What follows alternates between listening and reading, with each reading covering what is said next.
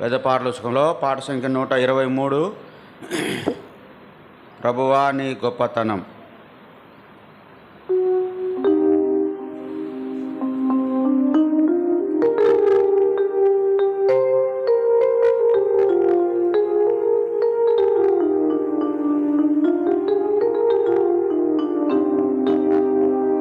ప్రభువా నీ గొప్పతనము, ప్రభువా నీ గొప్పతనము, స్తుతికి యోగ్యము ఆసక్యమైనది,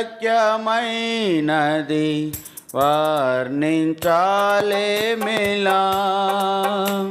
స్తుతికి యోగ్యము ఆసక్యమైనది, వర్ణించాలేమిలా. ప్రభువా నీ గొప్పతనము, ప్రభువా నీ గొప్పతనము.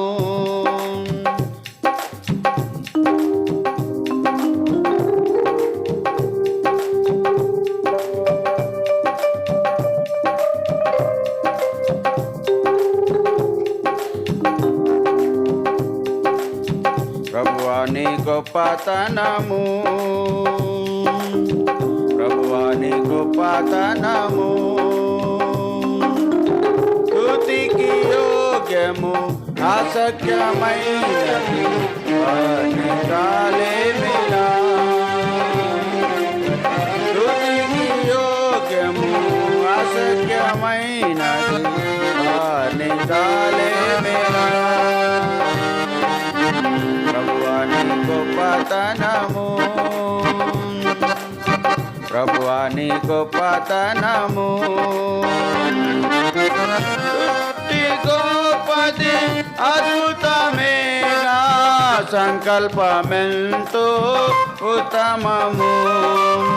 సృష్టి గొప్పది అద్భుతమేగా, సంకల్పమెంతో ఉత్తమము. మానవ జాతి కొరకై ప్రావు, మానవ జాతి కొరకై ప్రావు, సిద్ధపరచే సమస్తము, సిద్ధపరచే సమస్తము. నీదు పనులు నీ సమాజము వర్ణించాలేమిలా. నీదు పనులు నీ సమాజము వర్ణించాలేమిలా. ప్రభువా నీ గొప్పతనము, ప్రభువా నీ గొప్పతనము. నీ రూపమున నరుని సృజించి అధికారము నిశ్చితివి. నీ రూపమున నరుని సృజించి అధికారము నిశ్చితివి. క్రీస్తునందు నిర్దోషినిగా, క్రీస్తునందు నిర్దోషినిగా నిలువబెట్టగోరితివి,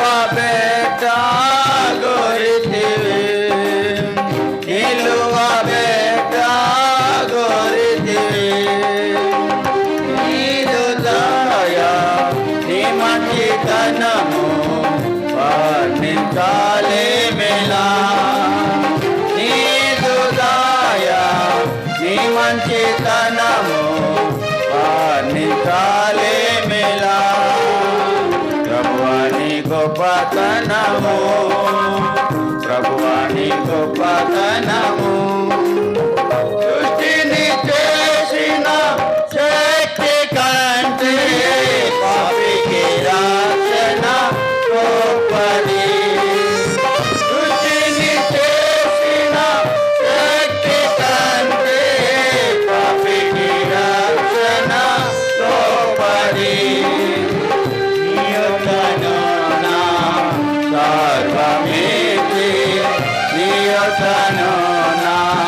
సర్వమేచి విలువగు మోక్షము కొన్నావు, విలువగు మోక్ష రాజ్యము కొన్నావు. నీ ఐశ్వర్యము నీ మహిమను వర్ణించాలేమిలా. నీ ఐశ్వర్యము నీ మహిమను వర్ణించాలేమిలా. ప్రభువా నీ గొప్పతనము, ప్రభువా నీ గొప్పతనము. నీకు మానవు అమూల్యము, నీవు ప్రేమించుచున్నావు. నీకు మానవు అమూల్యము, నీవు ప్రేమించుచున్నావు. అందుకే నీ ప్రాణమర్పించి, అందుకే నీ ప్రాణమర్పించి రక్తము కార్చి రక్షించితివి. రక్తము కార్చి రక్షించితివి. నీ అద్భుత ప్రేమ నీ కృప వర్ణించాలేమిలా. నీ అద్భుత ప్రేమ నీ కృప వర్ణించాలేమిలా. ప్రభువా నీ గొప్పతనము, ప్రభువా నీ గొప్పతనము. అద్భుతమైన నూతన సృష్టి మానవునికి నిచ్చితివి. అద్భుతమైన నూతన సృష్టి మానవునికి నిచ్చితివి. రాజులనుగా యాజకులుగా, రాజులనుగా యాజకులుగా వారసులుగాను చేసితివి. వారసులుగాను చేసితివి.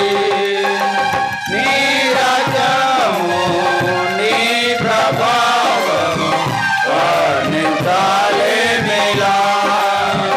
నీ రాజ్యము నీ ప్రభావము వర్ణించాలేమిలా. ప్రభువా నీ గొప్పతనము, ప్రభువా నీ గొప్పతనము.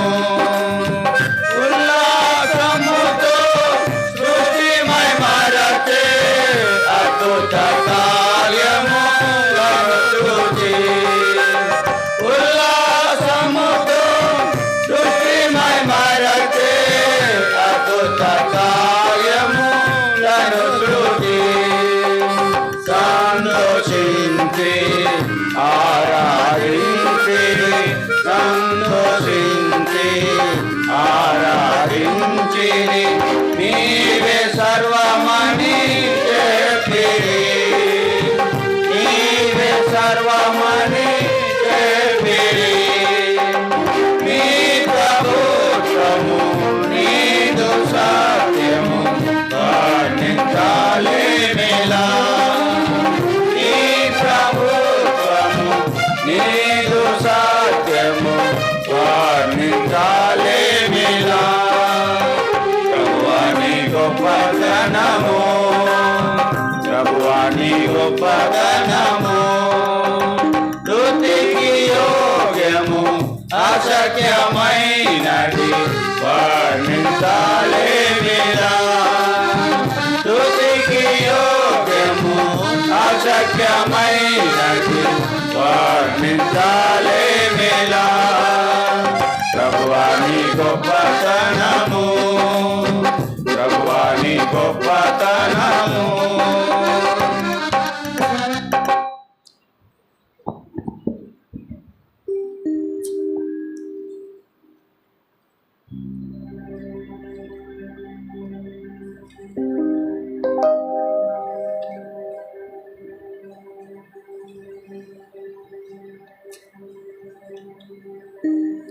నూట 90వ పాట పెద్ద పాటల పుస్తకంలో నా ప్రియమైన యేసు ప్రభు. కొన్ని పుస్తకాల్లో, కొత్త పుస్తకాల్లో వేరే ఉండొచ్చు, చూసుకోండి.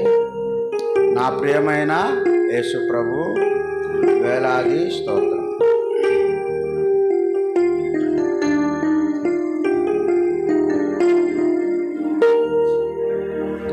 నా ప్రియమైన యేసు ప్రభు, వేలాది స్తోత్రములు.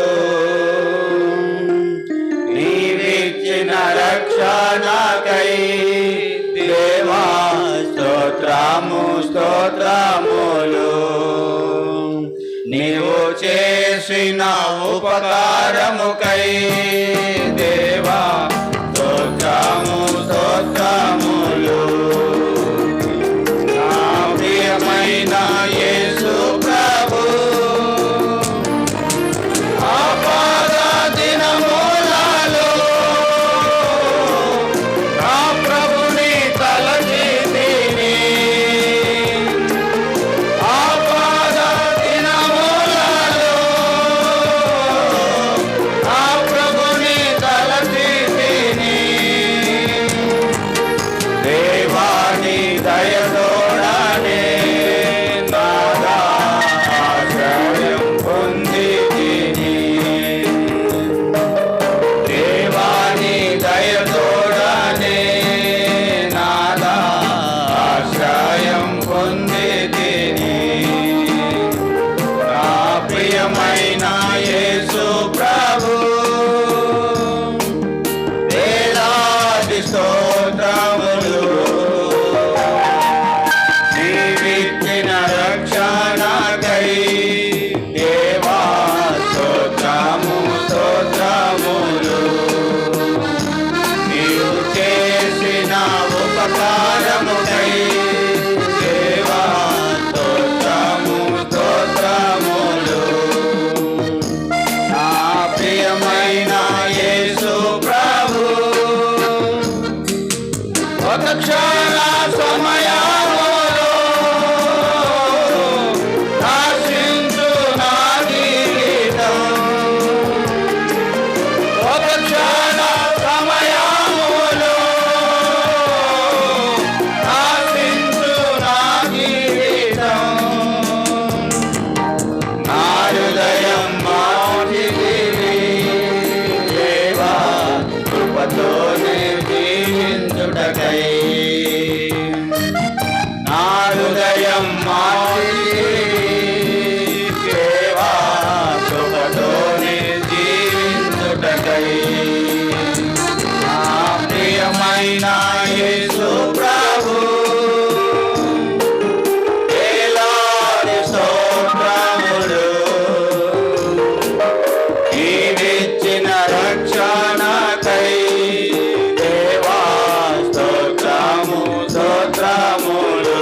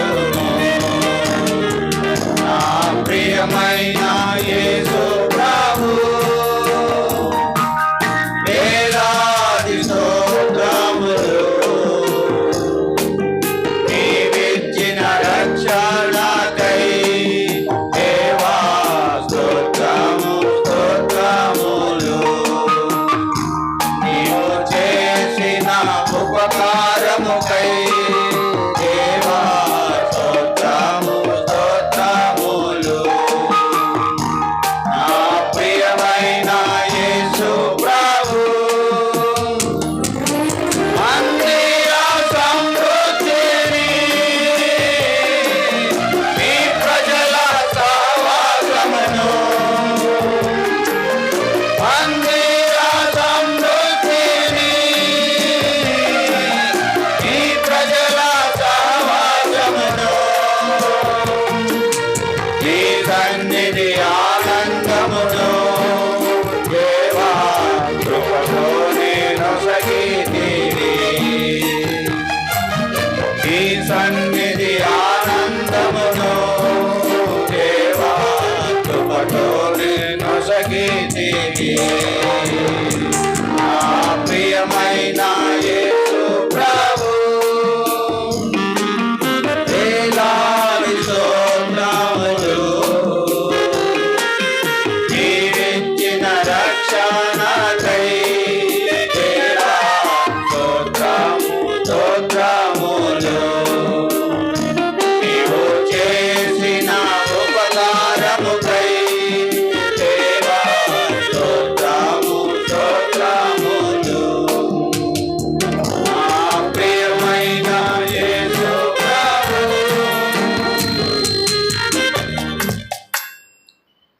పాట సంఖ్య 249 పూర్ణ హృదయ స్తోత్రములు. 249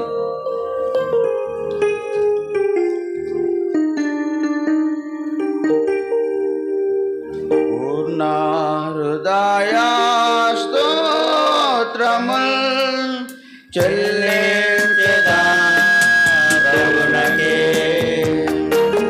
పూర్ణ హృదయ స్తోత్రములు చెల్లించెదా ప్రభునకే. ఏర్పరచుకోలేదు నేను ప్రభువే నన్ను ఏర్పరచుకోనే.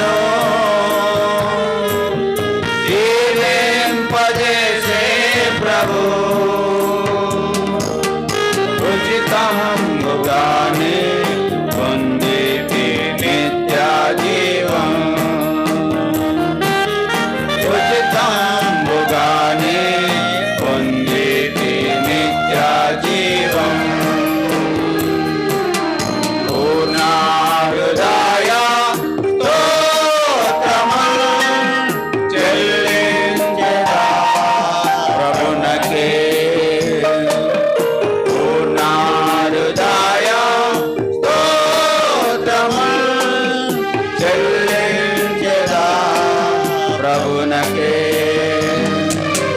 నీ పాప బంధములో నుండా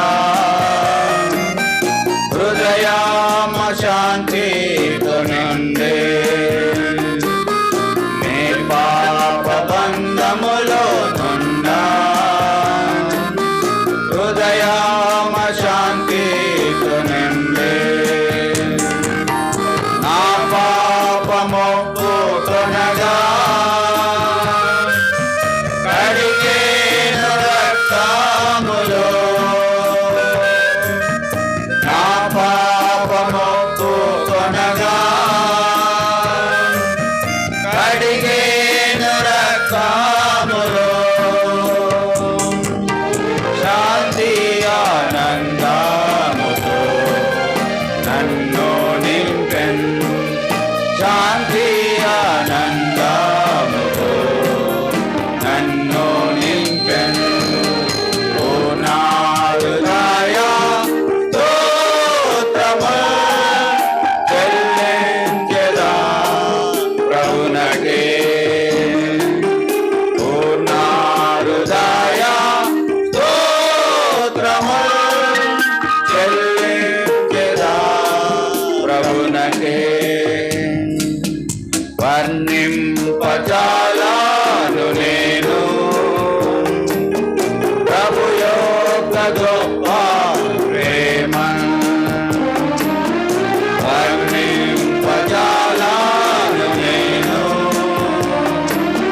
ప్రభు యొక్క గొప్ప ప్రేమ పాపిని నన్ను మరువాలే నా ప్రేమను పాపిని నన్ను మరువాలే నా ప్రేమను సలాను పాడేదా ప్రభునకే శాసనలను పాడేదా ప్రభునకే ఓ నా హృదయ స్తోత్రము చెల్లించెదా ప్రభునకే ఓ నా హృదయ స్తోత్రము చెల్లించెదా ప్రభునకే నిత్యరాజ్యము నన్ను చేర్చా నిత్య నిబంధన చేసే నిత్యరాజ్యము నన్ను చేర్చా నిత్య నిబంధన చేసే సుఖ దుఃఖములందైనా మోగిందు నాలు పరుగు సుఖ దుఃఖములందైనా మోగిందు నాలు పరుగు స్థిరముగనందు పరమును చేరు వరకు స్థిరముగనందు పరమును చేరు వరకు పూర్ణ హృదయ స్తోత్రములు చెల్లించెదా ప్రభునకే పూర్ణ హృదయ స్తోత్రములు చెల్లించెదా ప్రభునకే. లేచి నిలబడి మనము బైబిల్ పల్లవి పాడుకుందాం. ఆ సమయంలో వరుసలో కూర్చోండి. యవనస్తులు ముందుకు రండి. చిన్న పిల్లలు ఉన్నవారు మీరు వెనకాల కూర్చోండి. వరుసలో లైన్గా కూర్చోండి.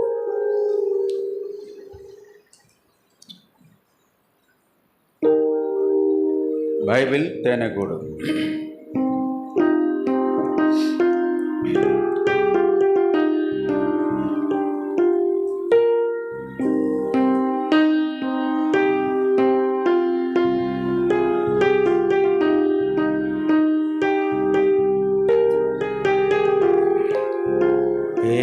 బైబిల్ తేనెగూడు, ఈ బైబిల్ రుచి మధురము, ఈ బైబిల్ తేనెగూడు, ఈ బైబిల్ రుచి మధురము.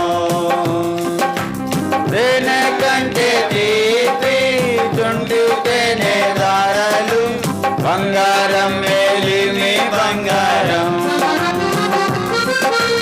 తేనె కంటే తీపి చుంటి తేనె దారలు, బంగారం మేలిమి బంగారం. ఏ బైబిల్ తేనెగూడు, ఏ బైబిల్ రుచి మధురము, ఏ బైబిల్ చదివి చూడు, ఏ బైబిల్ రుచి మధురము.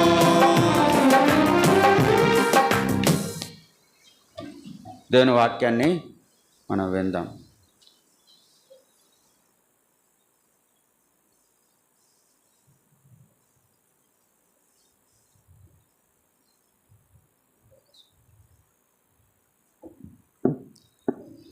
యేసుక్రీస్తు నామమున మీకు అందరికీ వందనాలు. ఆరాధన కొరకై పరమగీతము 5వ అధ్యాయము 8వ వచనం నుండి 16వ వచనం వరకు మార్చి చదువుకుంటాం.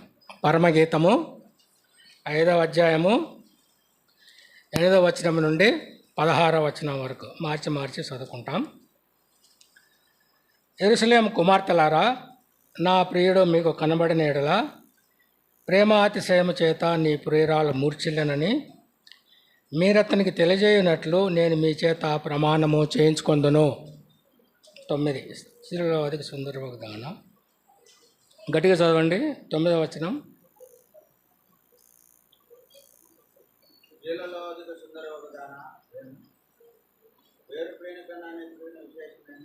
నీవు మా చేత ప్రమాణం చేయించుకున్నటకు వేరి ప్రియుని కన్నా నీ ప్రియుని విశేషమేమి. 10వ వచనం. నా ప్రియుడు ధవలవర్ణుడు, రక్తవర్ణుడు, 10,000 మంది పురుషులలో అతన్ని గుర్తింపవచ్చును.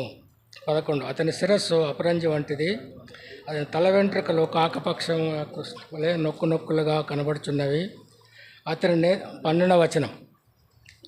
అతని నేత్రములు నదీ తీరమందుండు గువ్వల వలె కనబడుచున్నవి, అవి పాలతో కడగబడినట్టున్నవి, అవి చక్కగా తాచిన రత్నముల వలె ఉన్నవి. 13. అతని చెక్కిళ్ళు పరిమళ పుష్పస్థానములు, సుగంధ వృక్షముల చేత శోభిల్ల ఉన్నత భూభాగములు, అతని పెదవులు పద్మముల వంటివి, ద్రవరూపక జటమాంస వలె అవి పరిమళించును. 14వ వచనం.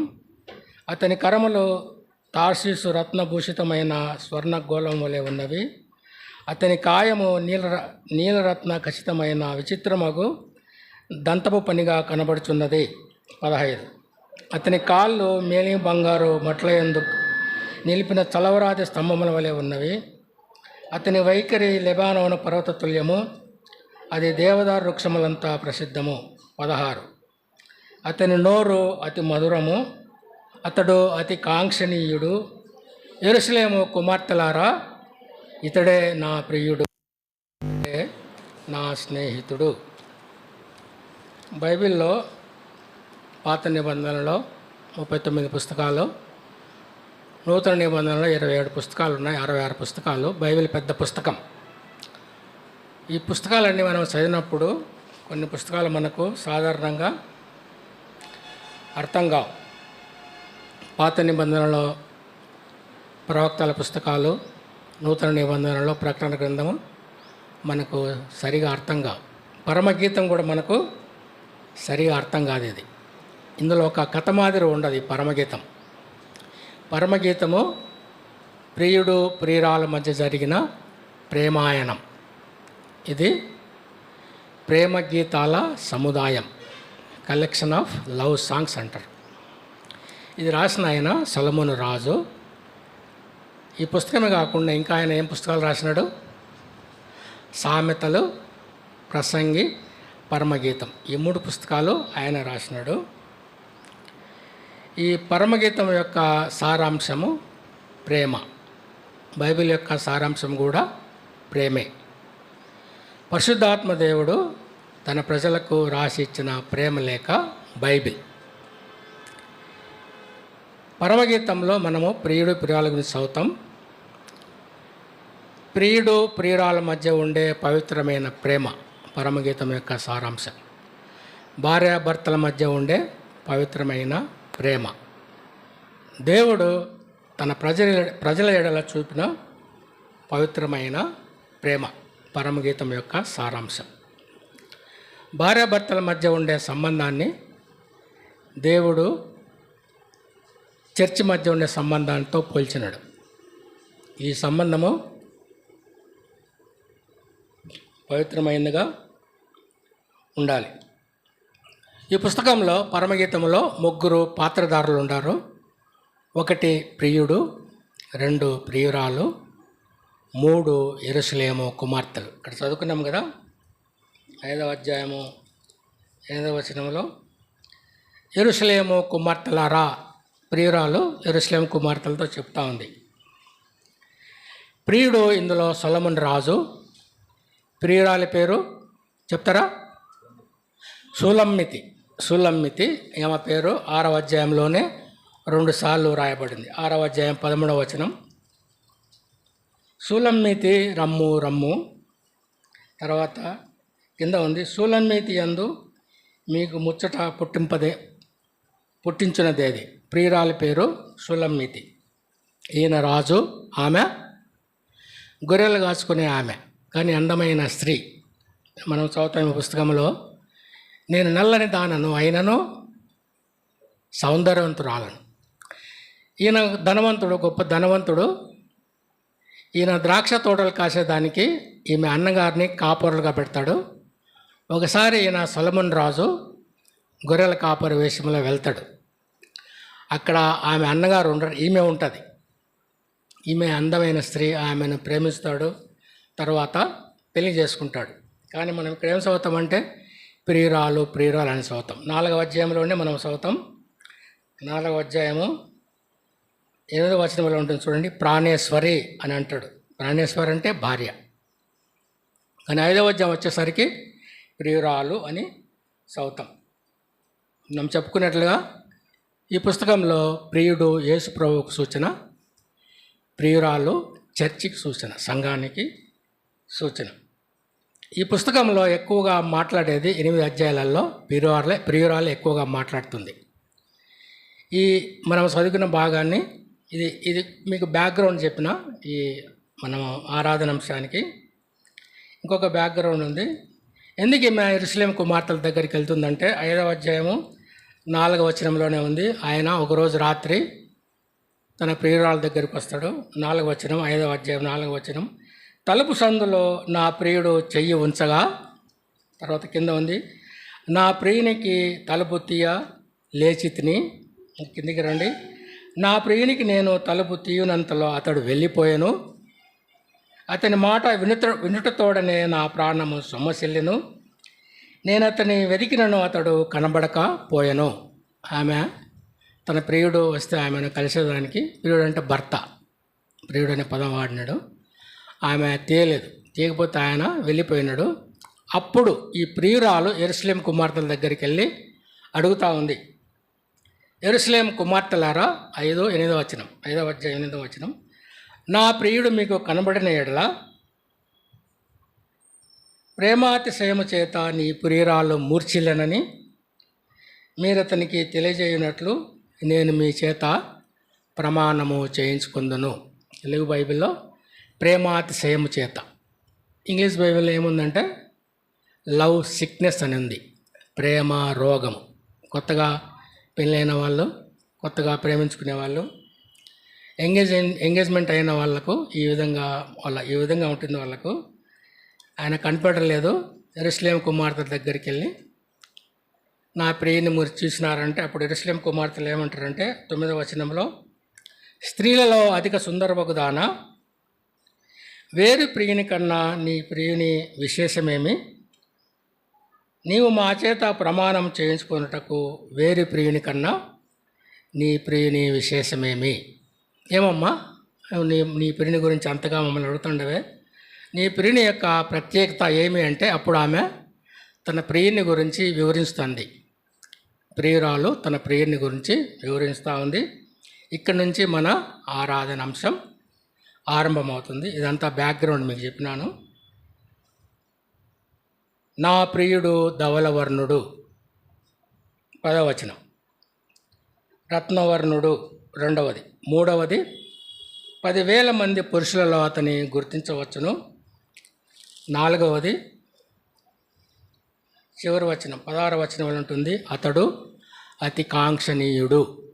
సాధారణంగా ఆరాధన వర్తమానం అయిపోతానే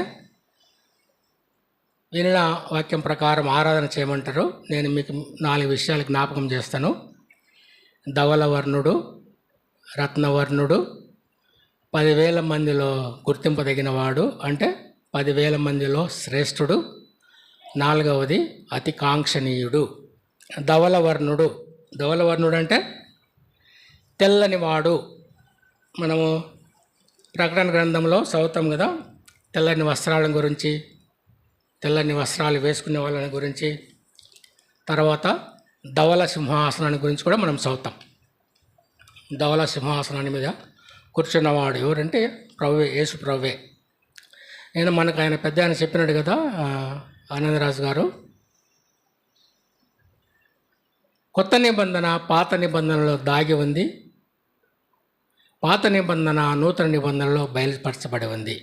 పుస్తకం అంతా యేసుప్రభుని గురించే. ధవలవర్ణుడు అంటే తెల్లనివాడు. మొదటిది తెలుపు దేనికి సూచన? బైబిల్లో పవిత్రతకు, పరిశుద్ధతకు సూచన. నా ప్రియుడు పరిశుద్ధుడు, పవిత్రమైన వాడు. పాత నిబంధనలో లేదా మొత్తం బైబిల్లో 66 పుస్తకాలు ఉన్నాయి. ఈ 66 పుస్తకాలలో ఒక పుస్తకం అంతా దేవుని పవిత్రతను గురించే చదువుతాం. ఏ పుస్తకం అది?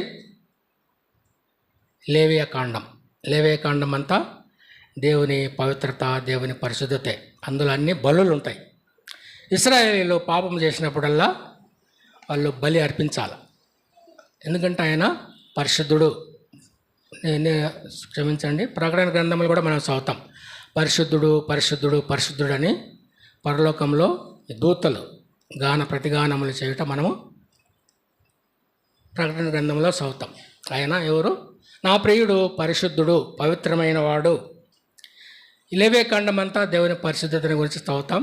లేవియాకాండంలోనే 6 సార్లు దేవుడు నేను పరిశుద్ధుడను కనుక మీరును పరిశుద్ధులై ఉండుడి అని చదువుతారా? 11వ అధ్యాయము 44వ వచనం.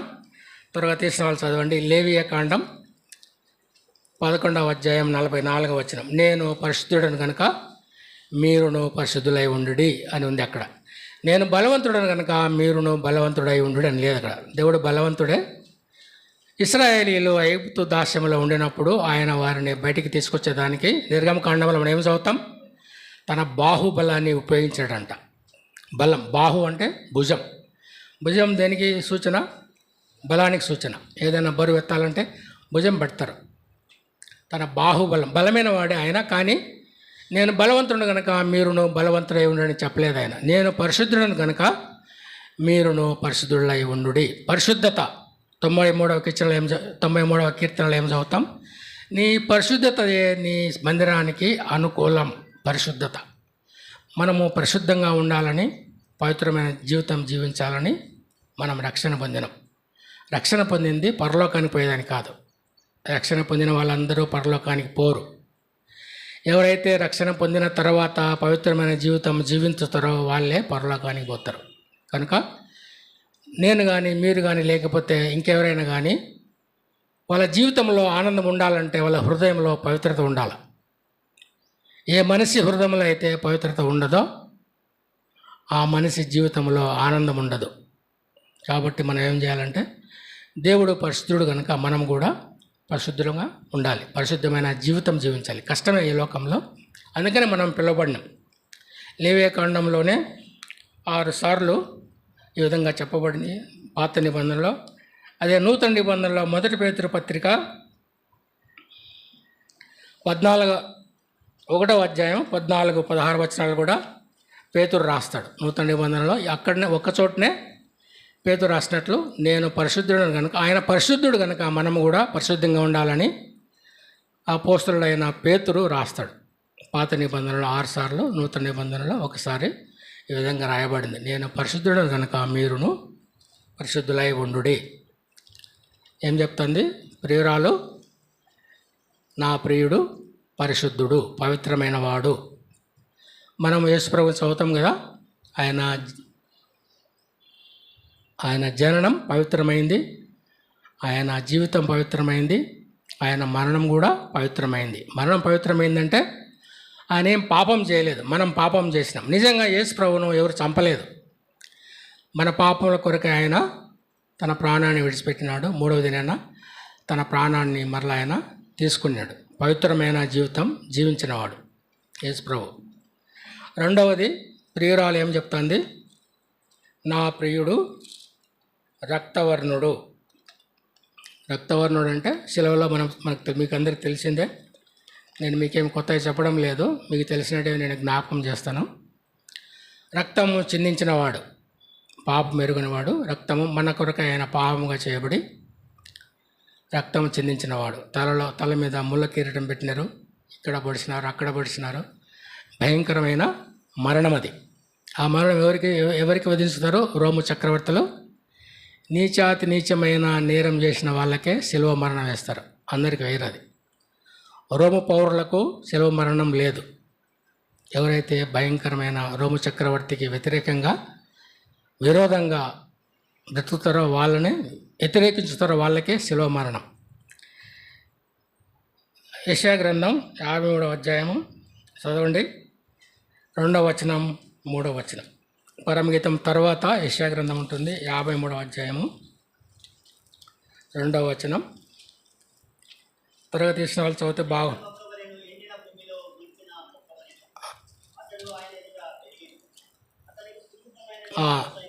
ఒక నిమిషం. స్వరూపమైనను సొగసైనను లేదు అన్న, సొగసైన అందమైన వాడు సొగసును పోగొట్టుకున్నాడు, తన స్వరూపాన్ని కూడా పోగొట్టుకున్నాడు. తర్వాత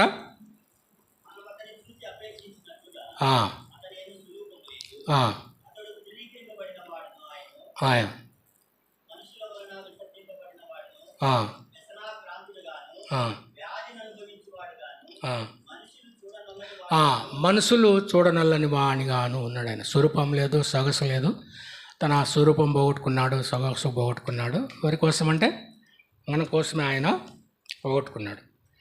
మూడవది ఏమంటుంది? ప్రియురాలు, నా ప్రియుడు 10,000 మందిలో శ్రేష్ఠుడు. మొదటిది, నా ప్రియుడు ధవలవర్ణుడు, తెల్లనివాడు, పవిత్రమైనవాడు. రెండవది, నా ప్రియుడు రక్తవర్ణుడు. మూడవది, నా ప్రియుడు 10,000 మందిలో శ్రేష్ఠుడు. 10,000 మందిలో ఆయన నేను గుర్తించగలను.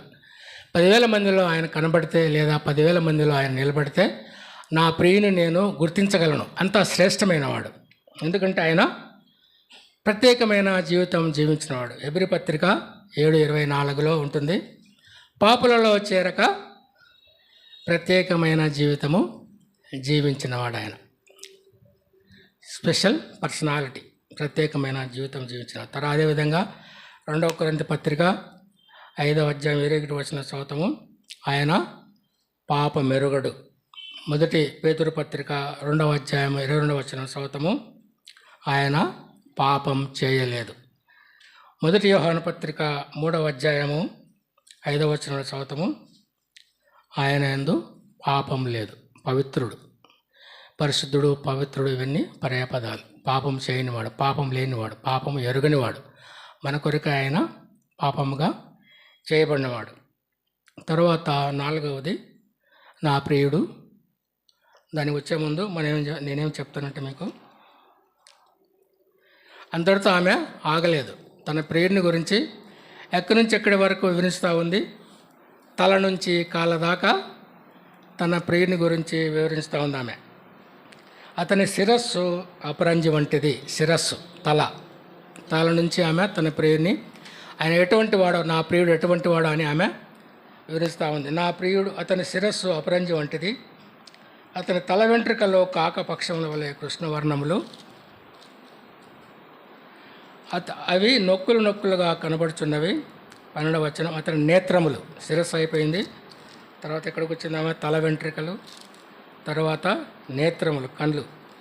అతని నేత్రములు నదీ తీరములందుండు గోవల వలె కనబడుచున్నవి, అవి పాలతో కడగబడినట్టున్నవి, అవి చక్కగా తాకిన రత్నముల వలె ఉన్నవి. తర్వాత 13వ వచనం, అతని చెక్కిళ్ళు పరిమళ పుష్పస్థానములు, సుగంధ వృక్షముల చేత శోభిల్లు ఉన్నత భూభాగములు. తర్వాత అతని పెదవులు పద్మముల వంటివి, ద్రవరూపక జటమాంసములు, అవి పరిమళించును.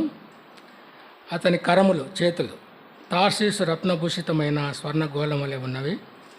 అతని కాయము, అతని శరీరము నీలరత్న ఖచ్చితమైన విచిత్రమగు దంతపు పనిగా కనబడుచున్నవి. 15వ వచనం, అతని కాళ్ళు మేలిమి బంగారు మట్లయందు నిలిపిన చలవరాతి స్తంభముల వలె ఉన్నవి. అతని వైఖరి, అతని బిహేవియర్ లెబానోను పర్వత తుల్యము, అది దేవదారు వృక్షములంతా ప్రసిద్ధము. 16వ వచనం, అతని నోరు అతి మధురం. తర్వాత 4వదిగా, అతడు అతి కాంక్షణీయుడు. ఇతడే యెరూషలేము కుమార్తెలారా, ఇతడే నా ప్రియుడు, ఇతడే నా స్నేహితుడు. 3 చెప్పుకున్నాం మనం. నా ప్రియుడు ధవలవర్ణుడు, 2వది రత్నవర్ణుడు, 3వది 10,000 మందిలో నేను ఆయనను గుర్తించగలను, 4వది ఆయన అతి కాంక్షణీయుడు. అతి కాంక్షణీయుడు అంటే ప్రేమ కలిగిన వాడు. ఇంగ్లీష్ బైబిల్లో, నాకు కూడా తెలుగు బైబిల్లో కొన్ని పదాలు అర్థం కావు. నేను ఇంగ్లీష్ బైబిల్లో చూస్తే అందులో ఏముంటుందంటే ఆల్ టుగెదర్ లవ్లీ అని ఉంటుంది. ప్రేమ కలిగిన వాడు, ప్రేమించువాడు. ఆయన స్వభావము ప్రేమ. బైబిల్లో నూతన నిబంధనలో 2 అధ్యాయాలను మనం చెప్పుకున్నాం కదా. బైబిల్ యొక్క సారాంశము ప్రేమ. పరిశుద్ధాత్మ దేవుడు తన ప్రజలకు రాసి ఇచ్చిన ప్రేమ లేఖ. నూతన నిబంధనలో 2 అధ్యాయాలను ప్రేమ అధ్యాయాలు అని అంటారు. ఏ అధ్యాయాలు అవి? 1 కొరింథీ పత్రిక 13వ అధ్యాయం, అందులో అపోస్తలుడైన పౌలు ప్రేమను గురించే రాస్తాడు. 2వ అధ్యాయము 1 యోహాను పత్రిక 4వ అధ్యాయం, 2వది. ఈ 2 అధ్యాయాలను ప్రేమ అధ్యాయాలు అని అంటారు. 1 కొరింథీ పత్రిక 13వ అధ్యాయము, 1 యోహాను పత్రిక 4వ అధ్యాయం. యోహాను సువార్తలో ఆయన రాసిన 3 పత్రికలలో ప్రేమ అనే పదము ఎక్కువగా కనబడుతుంది. ఇంకా మనం ఏం చదువుతాం, మనం ఆయనను ముందుగా ప్రేమించలేదు, కానీ ఆయనే మనల్ని ముందుగా ప్రేమించినవాడు. దేవుడు, మనం చదువుతాం కదా, దేవుడు ప్రేమ స్వరూపి. ఆయన మనల్ని ముందుగా ప్రేమించినాడు. మనము ఆయన ప్రేమకు యోగ్యులము కాకపోయినప్పటికీ ఆయన మనల్ని ముందుగా ప్రేమించిన, ఆయన స్వభావమే శత్రువులను కూడా ప్రేమించినాడు. ఆయన ఎంతో ఆయనను చంపినాడు కదా. ఏమన్నాడు? తండ్రి, వీరు ఏమి చేస్తున్నారో వీరికి తెలియదు, వీరిని క్షమించు అన్నారు. పైన మంగళవారము సంఘ ప్రార్థనలు చదువుకున్నాం కదా. మత్తయి సువార్త 6వ అధ్యాయము, 1 శోధకుని గురించి చదువుకున్నాం, 2వది క్షమించే గుణాన్ని గురించి చదువుకున్నాం. క్షమించడం అనేది సులభం కాదు. మనం సాధారణంగా చెప్తాం, కానీ మనం చెప్పినంత సులభం కాదు. కానీ ఆయన తన శత్రువుని కూడా ప్రేమించినాడు. ఆయన ప్రేమ స్వరూపి ఆయన. అందుకని చాలా ఆఫీసులలో, ఇళ్ళల్లో కూడా రాసుకుంటూ ఉంటారు, గాడ్ ఈజ్ లవ్ అని. దేవుడు ప్రేమ కలిగిన వాడు, ప్రేమ స్వరూపి. ఇది 4 అంశాలు మీకు నేను జ్ఞాపకం చేసినాను. యేసు ప్రభు యొక్క గుణగణాల గురించి. ఆయన ధవలవర్ణుడు, తెల్లని సింహాసనం మీద కూర్చొని అధికారం చెలాయించేవాడు. ప్రకటన గ్రంథంలో చదువుతాం. 2వది రత్నవర్ణుడు, తన రక్తాన్ని మన కొరకై దారబోసినవాడు. 3వది 10,000 మందిలో శ్రేష్ఠుడు, 10,000 మందిలో ఆయనను గుర్తించవచ్చు. 4వది అతి కాంక్షణీయుడు. ఇది ప్రియురాలు తన ప్రియుని గురించి వివరించిన వివరాలు. ఆరాధన అంటే దేవుని యొక్క గుణగణాలను వివరించి చెప్పడమే ఆరాధన. వాక్య ప్రకారంగా ఆరాధన చేయమంటారు పెద్దలు, సంఘ కాపరులు. మీరు వాక్య ప్రకారం ఆరాధన చేసేదానికి 4 విషయాలు చెప్పాను. ధవలవర్ణుడు, రక్తవర్ణుడు, 10,000 మందిలో శ్రేష్ఠుడు, అతి కాంక్షణీయుడు. హెబ్రోన్లో ఒక సహోదరుని గురించి ఈ విధంగా చెప్పబడింది. నేను చూడలేదు ఆయన్ను. నేను మీ మాదిరి అక్కడ కూర్చొని ఉంటే ఒక పెద్ద ఆయన ఇక్కడ నిలబడి చెప్పినాడు, ఈ సహోదరునికి ప్రతి ఆదివారం ఆరాధనలో ఒక కొత్త పదము వాడి ఆరాధించే అలవాటు. ఈయన ఈ విధంగా ఆరాధించినాడు. మళ్ళీ ఆరాధన వర్తమానం విన్న తర్వాత ఈ విధంగా ఆరాధించినాడు ఈ సహోదరుడు. నేను చూడలేదు ఆయన్ను. ప్రభువా, నువ్వు ధవలవర్ణునివి, రక్తవర్ణునివి, అంతేకాదు నువ్వు కుంభకర్ణునివి అని కూడా అన్నాడండి. ఇది చెప్పేదానికి రిధం బాగానే ఉంటుంది, కానీ దేవుడు కుంభకర్ణుడు కాదు. మనం ఏం చదువుతాం? ఇశ్రాయేలును కాపాడువాడు, కునకడు, తర్వాత నిద్రపోడు. మన ప్రభువు ఇశ్రాయేల్ మనల్ని కాపాడువాడు, కునకడు, నిద్రపోడు. కాబట్టి మీరు క్లుప్తంగా నేను ఈ 4 విషయాలు మీకు చెప్పినాను. మీరు వాక్య ప్రకారంగా ఆరాధించండి. కొంతమంది వాళ్ళ అనుభవపూర్వకంగా ఆరాధిస్తారు, అది మీ ఇష్టం. అది మళ్ళీ ఒకసారి మీకు జ్ఞాపకం చేస్తాను. ధవలవర్ణుడు, రక్తవర్ణుడు, 10,000 మందిలో శ్రేష్ఠుడు, అతి కాంక్షణీయుడు. మనం చదువుకున్న బాగానే దేవుడు ఆశీర్వదించునుగాక. Praise the lord.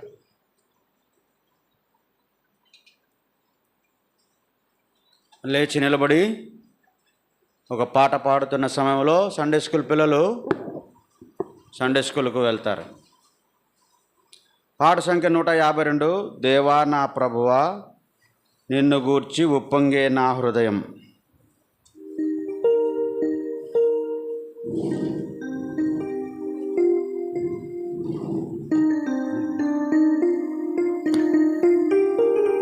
ఆ సమయంలో యవనస్తులు ముందుకు రండి, యవనస్తులు ముందుకు రండి. మా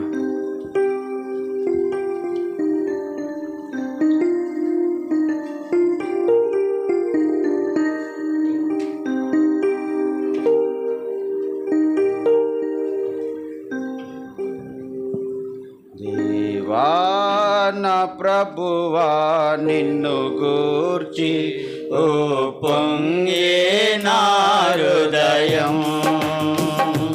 దేవా నా ప్రభువా, నిన్ను గూర్చి ఓ పొంగే నా హృదయం. నీ నామమును నే ఘనపరచి హెచ్చించి పూజింతును. నీ నామమును నే ఘనపరచి హెచ్చించి పూజింతును. లాగించి కొనియాడుటలో నాకిచ్చిన నీ కృపకై. లాగించి కొనియాడుటలో నాకిచ్చిన నీ కృపకై. దేవా నా ప్రభువా, నిన్ను గూర్చి పొంగే నా హృదయం. దేవా నా ప్రభువా, నిన్ను గూర్చి పొంగే నా హృదయం. ఎండిన భూమిలో లేత మోసవలె పలు శ్రమలను పొందితివి. ఎండిన భూమిలో లేత మోసవలె పలు శ్రమలను పొందితివి. వ్యసనాక్రాంతుడవై వ్యాధి నుండి నా శిక్షను పొందితివి. వ్యసనాక్రాంతుడవై వ్యాధి నుండి నా శిక్షను పొందితివి. దేవా నా ప్రభువా, నిన్ను గూర్చి ఓ పొంగే నా హృదయం. దేవా